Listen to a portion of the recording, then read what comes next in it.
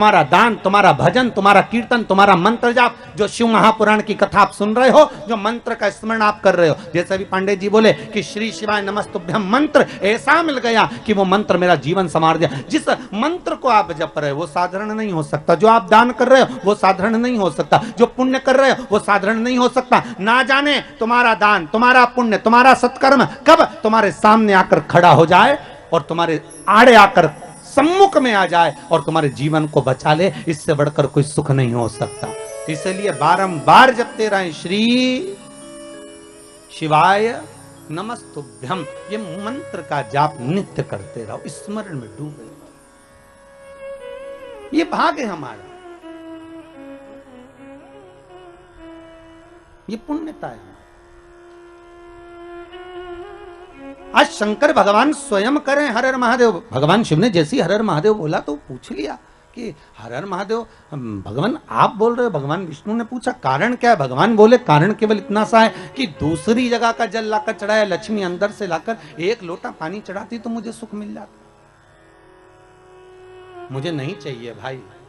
शंकर की सारे देवी देवताओं को तो लड्डू भी चढ़ाओ, चुंदड़ी भी चढ़ाओ, आभूषण भी चढ़ाओ, शंकर जी को तो बेलपत्री चढ़ाओ, फूल चढ़ाओ, पानी चढ़ाओ, नी भी हो तो 3 बार ताली बजाओ, वो भी नी बने तो हर हर महादेव बोल दो, उतने में शंकर राजी हो जाते हैं। इससे बढ़कर कृपालु और कहां मिलेगा ये बताओ। अरे वो चोरी करने के लिए चोर गया शंकर जी के मंदिर में और चोरी का सामान नहीं था, उजाला करने के लिए कोई वस्तु नहीं थी, तो खुद का कपड़ा जलाया, त्रिशूल में लपेट कर आग लगा के चारों तरफ देख दिया चोरी का सामान। और शंकर भगवान प्रसन्न हो गए, मांग तुझे क्या चाहिए। चोर बोला मैं तो चोरी करने आया था। शंकर भगवान बोले हम तो ये नहीं जानते कि तुम चोर हो कि कौन हो, पर तुमने हमारे मंदिर में शिवरात्रि के दिन उजाला करा, प्रकाश करा, दिया जलाया, आरती करी, मांगो क्या चाहिए। उसने कहा मैं मांगना नहीं जानता। शंकर भगवान ने कहा ठीक है तो मैं तुझे कुबेर का सिंहासन दे देता हूं, जा कुबेर की कुर्सी पे तू बैठ जा। और चोर चले गया कुबेर की कुर्सी पर और कुबेर से जाकर कहा तुम नीचे उतरो। कुबेर ने बोला तू कौन? कि मैं चोर। तो तू चोर यहां कहां से आ गया? तो कि शंकर जी ने भेजा। कुबेर बोला मैं हड़ताल करूंगा। चोर बोला जो करना करो। शंकर जी ने बोला कुर्सी से नीचे उतरो, हम बैठेंगे। और चोर को कुबेर की कुर्सी पर बिठा दिया। कुबेर भगवान विष्णु के पास गए, नारायण नारायण। भगवान विष्णु ने पूछा क्या हो गया? शंकर भगवान के मंदिर में किसी ने रात को अपना कपड़ा जलाकर आरती उतार दी, शंकर जी ने उसको कुबेर बना दिया और मुझे नीचे उतार दिया। बताओ आप हमारी कुर्सी वापस दिलाओ। भगवान विष्णु बोले उनके मामले में हम कुछ नहीं बोल सकते, उनके मामले में हम नहीं बोलेंगे। क्यों? भगवान विष्णु बोले नारायण कहते हैं मैं उतना देता हूं जितना भाग्य में लिखा होता है, ब्रह्मा उतना देते हैं जितना कर्म में लिखा होता है, पर शंकर ना कर्म देखते हैं ना भाग्य देखते हैं। शंकर तो बस इतना देखते हैं कि मुझे दिल से रिझा लिया तो उन्होंने तुरंत उठाकर चोर को कुबेर बना दिया, मर्जी उनकी। तो जिस दिवाली पर अपन कुबेर की पूजन करते हैं वो कुबेर कुबेर नहीं, वो तो चोटा है जिसको बिठाया गया। उस कुबेर को हम पूज रहे हैं। कुबेर के सिंहासन पर चोर को बिठा दिया शंकर भगवान। और जिसको कुर्सी पर बिठाया एक बार वही अहंकार में आ गया। होता है कुर्सी मिलने के बाद किसको अहंकार नहीं आता, पद मिलने के बाद किसको अभिमान नहीं आता। चोर को यह अहंकार आ गया कुबेर को। कुबेर ने अपनी धर्मपत्नी से बोला सुन अपने पास में इतनी दौलत है पर आज तक कोई अपने घर में आकर देखता ही नहीं कि अपने पास कितना है। तो पत्नी ने बोला क्या करोगे? कुबेर बोला एक काम करते सबको निमंत्रण दे देते भोजन करने का। अच्छा दे दो। सारे देवी देवताओं के घर में निमंत्रण दिया है, सिगरी निमंत्रण। सिगरी निमंत्रण मतलब तुम्हारे यहाँ चूल्हा मत जलाना। सा परिवार भगवान विष्णु, सा परिवार ब्रह्मा, सा परिवार इंद्र, सा परिवार वायुदेव, जलदेव, सब सा परिवार। और सबको निमंत्रण दिया पर शंकर भगवान को भूल गया। जिसने कुबेर का पद दिया था उसी को भूल गया। नारद जी ने आकर कहा कुबेर जी शंकर जी को बुलाया, भूल गए, अब जाओ बुलाने। शंकर जी आ जाएंगे, अब जाएंगे तो जाओ जाओ बोलो निमंत्रण तो दो। दौड़ कर गया, हर हर महादेव। शिव जी ने पूछा क्या बात है कुबेर? कुबेर बोले महाराज जी हम सबको निमंत्रण दिया है थे, तुम्हें भूल गए थे। फिर नारद जी ने कहा तब हम आए। अब बताओ, किसी को निमंत्रण देने जाओ तो ऐसा बोलना चाहिए? अगर भूल गए थे तो ये बोलना ही नहीं चाहिए कि भूल गए थे। ये बोलना था कि परिवार के लोग, घर के लोग, इसलिए अपने घर वालों को बाद में भी निमंत्रण दिया जा सकता। पर वहां जाके क्या कर रहे हैं, वो तो हम तुमको भूल गए थे, वो तो नारद जी ने याद दिलाई इसलिए हम कहने आ गए। अब बुरा लगेगा कि नहीं लगेगा? अरे बोलो तो, वो तो शंकर जी थे। पांडे तारा की माता होती तो पहले कह देती, हमको तो बहुत बुरा लगा भैया, बताओ इतनी बाद में बुलाया हमको। अरे बुरा लगेगा कि नहीं लगेगा? अगर कोई तुमसे कहे कि हम तो बस भूल गए थे और तुमको बाद में बुलाने के लिए आ गए, अच्छा नहीं लगेगा? शंकर भगवान ने कहा क्या चाहते हो, आप हमारे यहाँ भोजन करने आओ। शंकर जी बोले देखो, ये जो बड़ी बड़ी पार्टियां होती ना, इसमें मैं नहीं जाता हो।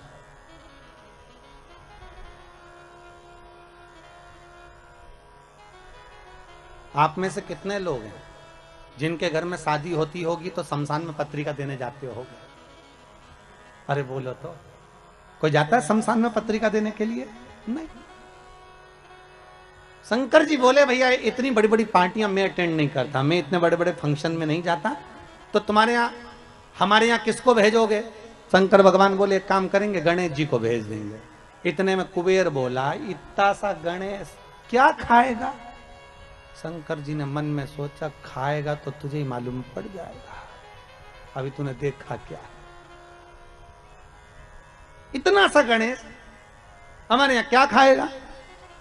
फिर भी अब आप बोल रहे हो तो भेज देना, ठीक है, हो कोई बात नहीं। इतने में कार्तिक ने जाकर माता पार्वती जी से कह दिया, माँ पिताजी ने बताओ भोजन करने के लिए गणेश जी को भेज रहे हैं, घर का बड़ा बेटा मैं हूं तो मुझे भेजना चाहिए ना। पार्वती जी ने शिव जी से पूछा आपने कार्तिक को क्यों नहीं भेजा? शंकर भगवान बोले पार्वती तू नहीं जानती कि किसको कहां भेजना है। जब एक ही तारीख की 2-4 शादियां होती है तो किसको कहां भेजना है ये घर की अम्मा बोलती है कि बेटा वहां चले जाना, बड़ा छोरा वहां चले जाना, बड़ी बहू वहां चले जाना, छोटा बहू छोटा छोरा वहां चले जाना। तो वो घर की जो माँ होती है, पिता होता है ना, वो भेजते हैं, ठीक है। तो शंकर जी ने बोला मेरी मर्जी में क्यों भेज रहा हूं। जैसे ही गणेश जी आए, शंकर जी ने कहा गणेश, हाँ पिताजी कुबेर के यहाँ भोजन करने जाना है। गणेश जी बोले मुझे मालूम था, इसलिए 1 हफ्ते से कुछ नहीं खाया है, 1 हफ्ते से नहीं खाया।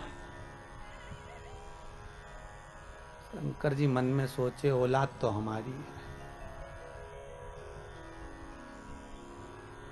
जब जाने की कहीं खुशी होती है ना तो लोगों को भूख नहीं लगती है। गणेश जी ने भी छोड़ दिया था खाना, और जैसे ही शाम को 7 बजे निमंत्रण चालू होना था, गणेश जी पहुंच गए 4 बजे।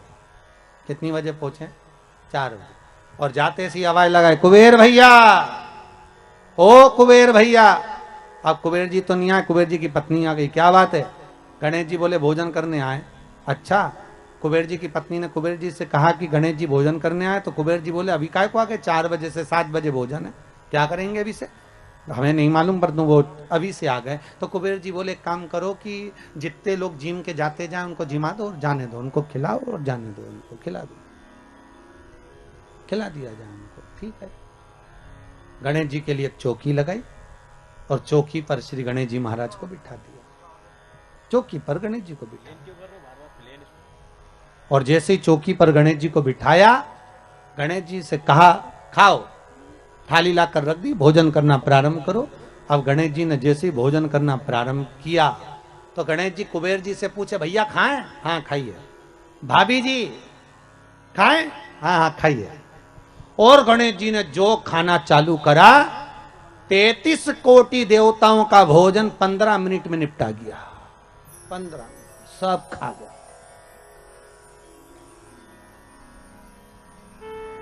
सारा। कुबेर जी की पत्नी दौड़ते हुए कुबेर जी के पास पहुंची। प्रभु प्रभु, कुबेर जी ने पूछा क्या हुआ? गणेश जी को क्या हुआ? नहीं नहीं, वो उसको कुछ नहीं होने वाला, वो तो खाने में लगा है, भोजन सब समाप्त हो गया, सूखा सामान रखिया। कुबेर के भंडार में जितना भंडार भरा था सारा की सारा ले जाके रख दिया, सब खा गया। 20 मिनट में तो सब समाप्त। और आवाज लगा के बोल रहे भाभी लियाओ। भाभी मन में सोचे चूल्हा में जा काला, अब लाए तो क्या लाए, कितना खिलाए। चूल्हे पे बना बना कर थक गए, पर खाना बंद नहीं कर रहा। बड़ी आफत हो गई। भाभी लिया आओ। भाभी दौड़ कर गई कुबेर जी के पास। कुबेर जी ने पूछा क्यों क्यों घबरा क्यों रही है, हुआ क्या ये तो बता। बस वो मांग रहा है, सब समाप्त हो गया। देव ऋषि नारद आकर बोले श्रीमन नारायण क्या हो गया। नारद जी जैसे ही बोले तो कुबेर जी बोले तुम्हारे कारण हुआ है, हम जा ही नहीं रहे थे निमंत्रण देने, और निमंत्रण देने चले गए तो उन्होंने अपने बेटे को भेज दिया, और बेटा खाने में ऐसा जुटा है उठने का नाम ही नहीं ले रहा। इतने में नारद जी बोले पिताजी के पास वापस चले जा। शंकर जी के पास कुबेर जी जाकर बोले प्रभु सब खा गया वो गणेश, सब खा गया, कृपा कर दो। शंकर भगवान ने एक दुर्वा तोड़ी और दुर्वा तोड़कर तुरंत कुबेर जी को दी, और कुबेर जी को देकर कहा ये गणेश जी को दे देना, ठीक है ले जा। अब कुबेर जी ने मन में सोचा खाया इतना सारा है तो एक दूबा से क्या होगा। कुबेर जी और दूबा तोड़ लिए तो दूबा का बंडल बना के ले गए और गणेश जी को दिया, और गणेश जी से कहा ले, पिताजी ने भेजा। और जैसे ही गणेश जी ने दूबा ली और मुख में सूंड में रखी, और रखने के बाद गणेश जी खड़े होकर पेट पे हाथ फेर के बोले कल का टाइम और बता दो। कुबेर जी हाथ जोड़कर बोले जब तक कोई बुलाए नहीं तो जाना ही मत। उस दिन से गणेश जी का नियम है कि गणेश जी को लोग विराजमान भी करते हैं और गणेश जी को लोग विसर्जन भी करते हैं। विराजमान भी कर रहे हैं और विसर्जन भी। अहंकार आ जाता है व्यक्ति को, कभी कभी अभिमत्ता चरम तक पहुंच जाती है। सम्मुख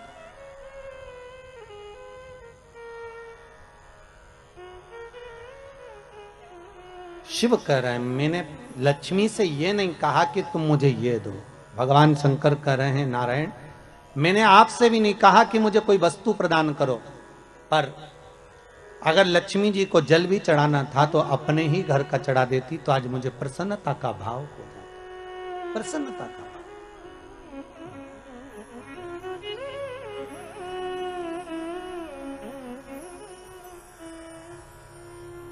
ब्रह्मदेव के कहने पर भगवान शंकर भगवान विष्णु के यहाँ गए। भगवान विष्णु ने आदर सत्कार करा। भगवान शंकर से पूछा भोलेनाथ कैसे आना हुआ है। शिव जी कहते हैं नारायण आने का कारण केवल इतना सा है कि संसार सागर में जब मनुष्य का जन्म होगा, मानव शरीर जब मिलेगा, उस मानव शरीर को अगर मान लो उसने भजन किया ना किया, उसने कीर्तन किया ना किया, उसने मंत्र जाप किया ना किया, उसने स्मरण किया ना किया, तो ऐसा कुछ करा जाए कि उस मनुष्य शरीर से आप रूप ही भगवत का भजन हो जाए, शिव नाम का स्मरण हो जाए, भगवान की भक्ति का प्रतिबिंब स्फुटित हो जाए, कुछ ऐसा किया जाए। ठीक है, तो भगवान बोले क्या कर सकते। तो भगवान विष्णु ने भगवान शिव से कहा प्रभु ये जो 21,600 श्वास मनुष्य के शरीर से निकलेगी ना, इस श्वास के अंदर आपसे निवेदन है कि आप इसमें समाहित हो जाए। बस इतना सा निवेदन, आप इसमें बस जाए, आप इसमें समा जाए। बहुत ध्यान देना, जब तक श्वास है तब तक शरीर है। जैसे ही श्वास समाप्त हो गई शरीर नहीं रहेगा, शव बन जाएगा। क्या बन गया? शव। शरीर समाप्त।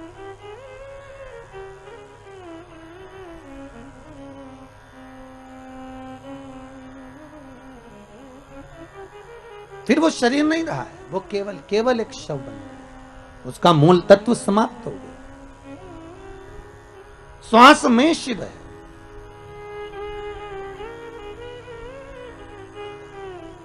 शंकर की कथा कर रही है, ये जो श्वास है शिव कह रहे हैं इसमें मैं समाहित हो जाता हूं, ओंकार समाहित हो जाता है।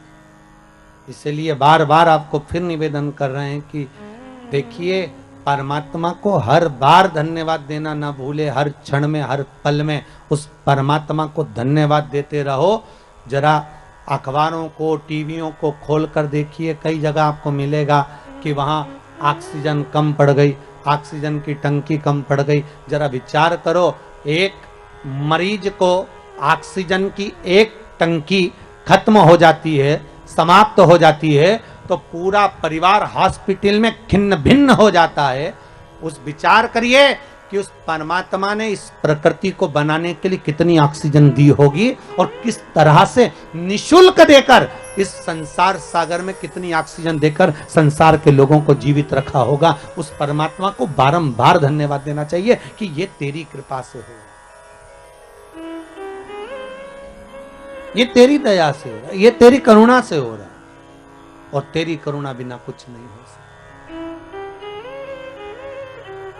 ये तेरे द्वारा प्राप्त हो।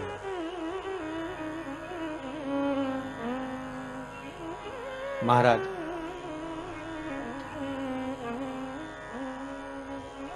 हर पल, हर घड़ी, हर क्षण, हर श्वास में शिव का धन्यवाद दिया। चंचुला देवी ने बारंबार धन्यवाद दिया, बारंबार। चंचुला देवी जिस समय पर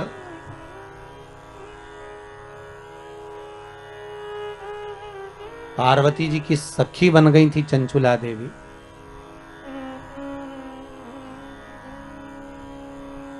पार्वती जी की सहेली जब बन गई थी चंचुला देवी, बस इतना कर्म चंचुला देवी ने जरूर करा था कि पति का साथ दिया, पति चोरी कर कर लाया, धन ला कर दिया, उसका भोग करा, पर सत्कर्म नहीं कर पाई। चंचुला कभी दान पुण्य धर्म नहीं कर पाई, अपने भोग में लगी रही, अपनी भोग में। और जब अपने ही भोग में लगी रही, कोई सत्कर्म नहीं, कोई पुण्य नहीं, चंचुला ने कुछ करा ही नहीं। पर जब प्राण छूट गए, शिव महापुराण की कथा के रस तत्व में डूबने के बाद चंचुला के जब प्राण छूट गए, तब चंचुला देवी पहुंची भगवान शंकर के कैलाश धाम पर, और पार्वती जी की जब सखी बन गई, तब पार्वती जी से बारंबार बस एक बात कहती रही कि कुछ ऐसा कर दीजिए कि मेरा पति जो प्रेत योनि में पड़ा हुआ है, वो प्रेत योनि से मुक्त हो जाए, वो प्रेत योनि से छूट जाए। इतनी कृपा बस कर दो कि वो प्रेत योनि से मुक्त हो, प्रेत योनि से छूट जाए। ऐसी करुणा, ऐसी कृपा, ऐसी दया आप कर दीजिए। ठीक है।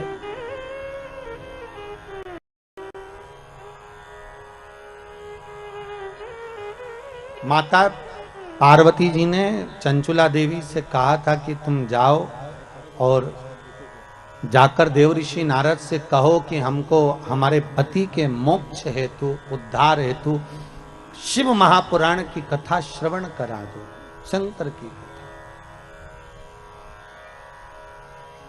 देव ऋषि नारद ने मना कर दिया था कि मैं शिव महापुराण की कथा नहीं सुना सकता, क्योंकि मुझे श्राप लगा है, मैं एक जगह बैठ नहीं सकता। कथा मेरा मित्र सुनाएगा, तुम रुका।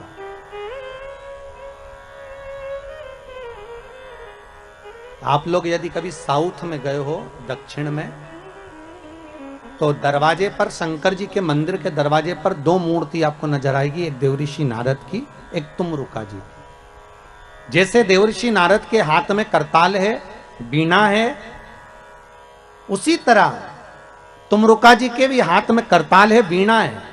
बस नारद जी और तुमरुका जी में अंतर यह है कि नारद जी का जो स्वरूप है वो मनुष्य जैसा है, और तुमरुका जी का जो मुख है वो घोड़े का लगा हुआ।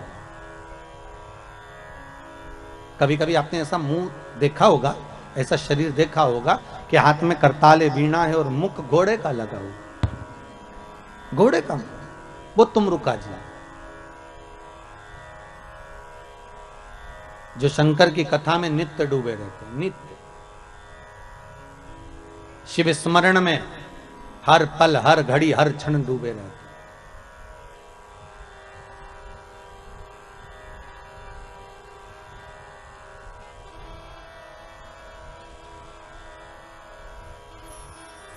तुमरुका जी से निवेदन करा पार्वती माता चंचुला देवी ने कि आप शिव महापुराण की कथा सुना दो। ठीक है, हम सुना देते हैं, पर बात केवल इतनी सी है कि आप हो वेदव्य,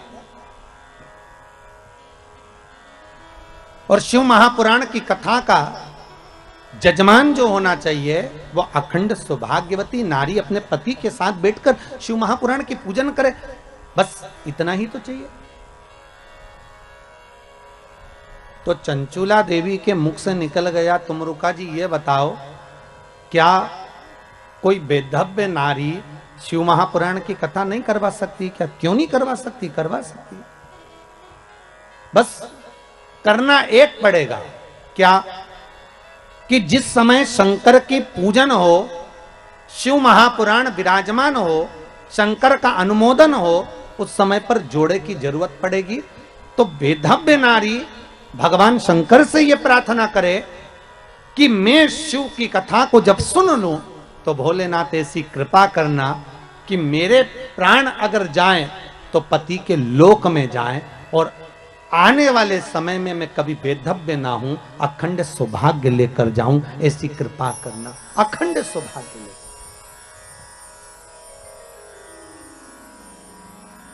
आज हिंदू धर्म में चैत्र के महीने की ये सिंधारा दूज है। आज नवरात्रे की चैत्री नवरात्रे में जो दूज होती है इसको सिंधारा दूज कहते हैं। कौन सी दूज कहते हैं? जम के बोलिए। सिंधारा दूज। सिंधारा दूज का मतलब यह होता है कि कल है तीज, जिसको हमारे यहां गणगौर तीज कहते हैं। शंकर और पार्वती 16 दिन तक तैयार हुए थे और तैयार होने के बाद शिव और पार्वती शिव महापुराण के यजमान बनकर जा रहे थे। तो कल का दिन है वो। कौन सा दिन है कल का? गणगौर तीज का दिन, कल का दिन। चैत्र के महीने में जो शुक्ल पक्ष की तीज आती है, वो चैत्री नवरात्रे में जो तीज की तिथि होती है, उस दिन शंकर और पार्वती शिव महापुराण के यजमान बनकर कथा सुनने के लिए गए थे। 16 दिन तक पार्वती और शंकर का श्रृंगार होता है। उसमें से आज का दिन सिंधारा दूज का होता है। क्यों सिंधारा दूज कहते हैं? सिंधारा दूज का मतलब क्या है? क्यों हिंदू धर्म में सिंधारा दूज मनाई जाती है? किस लिए? आज पूरे भारत की भूमि पर कई माताएं हाथ में मेहंदियां लगाती हैं, चूड़ियां पहनती हैं, सुंदर चुनरी पहनती हैं, मां ब्रह्मचारिणी का पूजन करती हैं, माता का आराधना करती हैं। सिंधारा दूज, उसका कारण केवल इतना सा है। सिंधारा दूज का मतलब यह होता है कि चंचुला देवी जब 14 दिन तक शंकर और पार्वती अपने गुफा में से बाहर नहीं निकले शिव महापुराण के यजमान बनने के लिए, तब माता चंचुला देवी ने हाथ जोड़कर मां जगतजननी जगदम्बा को सुंदर वस्त्र, सुंदर चूड़ियां, सुंदर आभूषण माता के चरणों में ले जाकर समर्पित करे थे और कहा, मां इन चूड़ियों को जो मैं दे रही हूं, ये लाल चूड़ी, ये लाल श्रृंगार, ये लाल वस्त्र, जो लाल चूनर जो मैं प्रदान कर रही हूं, मां बस ऐसी कृपा कर दे कि तू इन चूनर को धारण करे और मेरा भी सौभाग्य, मेरा भी सुहाग अमर कर दे। बस इतनी कृपा मेरे ऊपर कर दे। वो सिंधारा दूज का महत्व है। वो सिंधारा दूज का महत्व।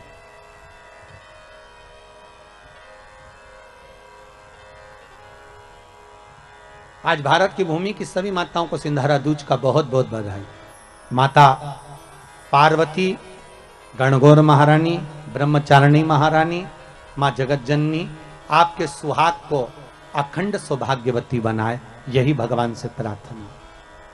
जैसे चंचुला देवी ने माता पार्वती से निवेदन करा था, आप भी एक भाव से निवेदन करें।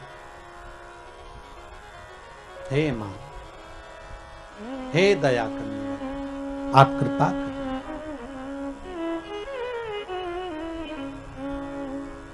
ओढ़ चुनरिया लाल, ओढ़ चुनरिया लाल, जाऊं इस दुनिया से मां। ओढ़ चुनरिया लाल, जाऊं इस दुनिया से। सब गाइए। ओढ़ चुनरिया लाल, जाऊं इस दुनिया से। ओढ़ चुनरिया लाल, आओ से गाइए।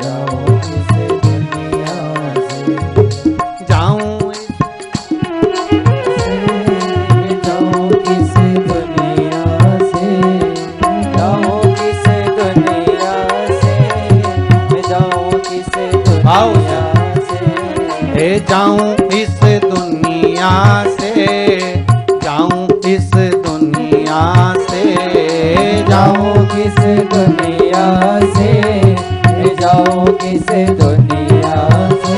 अरे ओढ़े चुनरिया लाल जाऊं इस दुनिया से। माँ ओढ़े चुनरिया लाल जाऊं किस दुनिया से। सभी लोग माता रानी से निवेदन करेंगे, जय हो।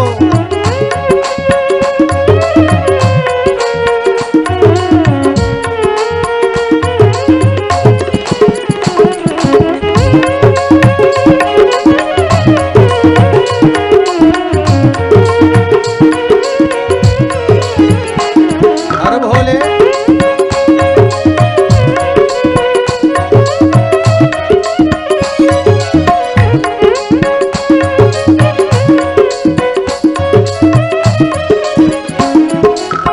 मेरे सिंदूर की लाज मां रखना, मेरे सिंदूर की लाज मां रखना, मेरे सिंदूर की लाज मां रखना, मेरे सिंदूर की लाज मां रखना। ओ लाज मां रखना, लाज मां रखना, लाज मां रखना, लाज मां रखना। ओ मेरे सिंदूर की लाज मां रखना, मेरे सिंदूर की लाज मां रखना। अरे माथे पे बिंदिया लाल जाऊं इस दुनिया से, माथे पे बिंदिया लाल जाऊं किस दुनिया से, जाऊं इस दुनिया से, जाऊं इस दुनिया से, जाऊं किस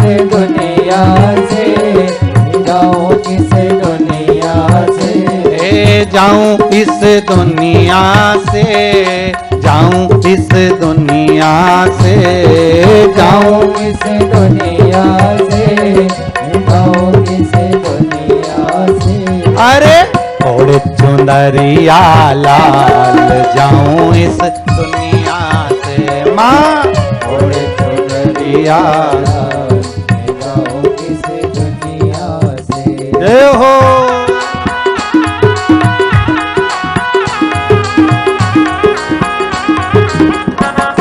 हे जगत जननी,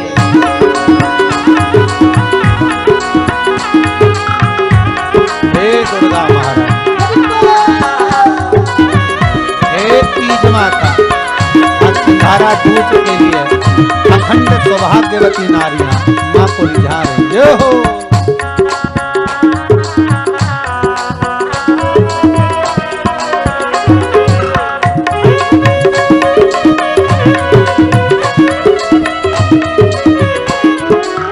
मेरे चूड़े की लाज मां रखना, मेरे चूड़े की लाज मां रखना, मेरे चूड़े की लाज मां रखना, मेरे चूड़े की लाज मां रखना। ओ लाज मां रखना, ओ लाज मां रखना, लाज मां रखना, लाज मां रखना। ओ मेरे चूड़े की लाज मां रखना, मेरे चूड़े की लाज मां रखना। ओ हाथों में चूड़ियां लाल जाऊं इस दुनिया से, हाथों में चूड़ियां लाल जाऊं इस दुनिया से। ओढ़े चुनरिया लाल जाऊं इस दुनिया से, ओढ़े चुनरिया लाल जाऊं इस दुनिया से। ओ जाऊं इस दुनिया से, जाऊं इस दुनिया से, जाऊं इस दुनिया से, जाऊं इस दुनिया से। मैया ओढ़े चुनरिया लाल जाऊं इस दुनिया से, मैया ओढ़े चुनरिया लाल जाऊं इस दुनिया से। जय हो।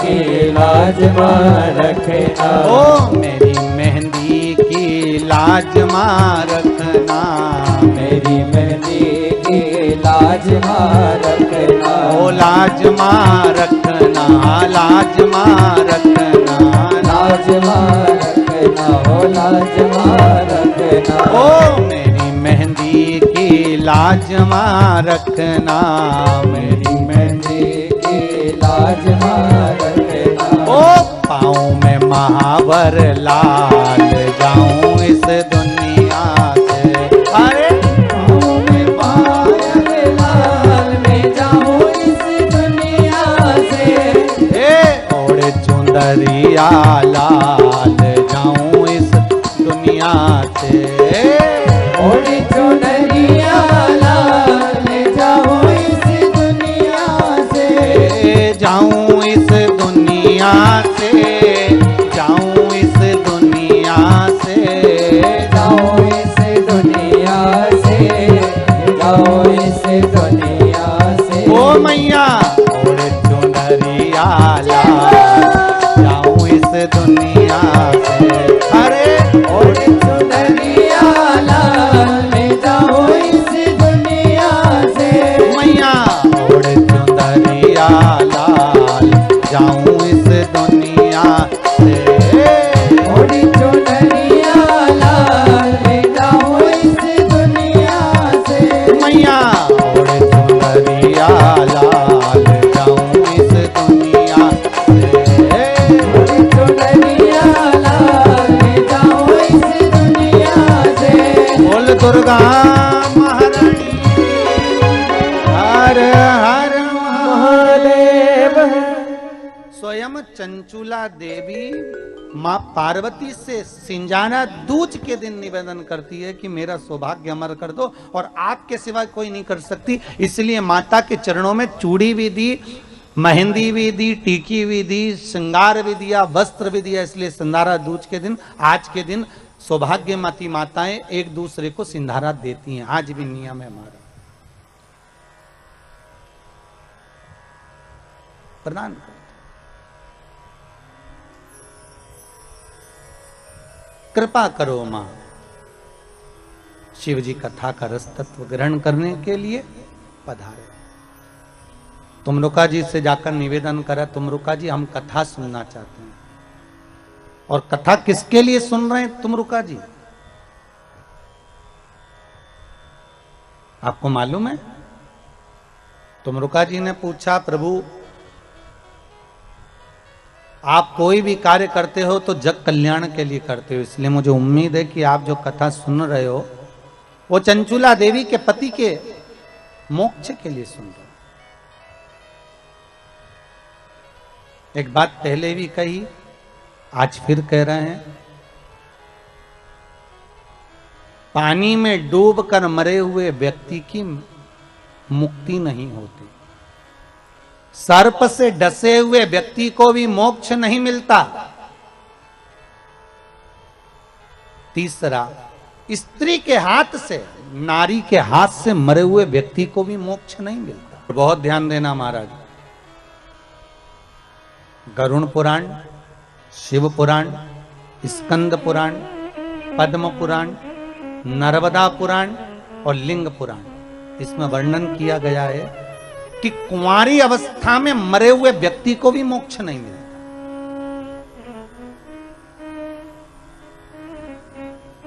जो कुंवारी अवस्था में मर गए,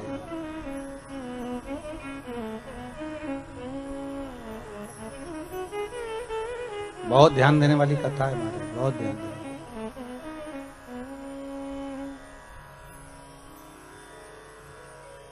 कुंवारी अवस्था में जो मर जाता है उसकी भी मुक्ति नहीं, उसका भी मोक्ष नहीं, उसकी भी गति नहीं।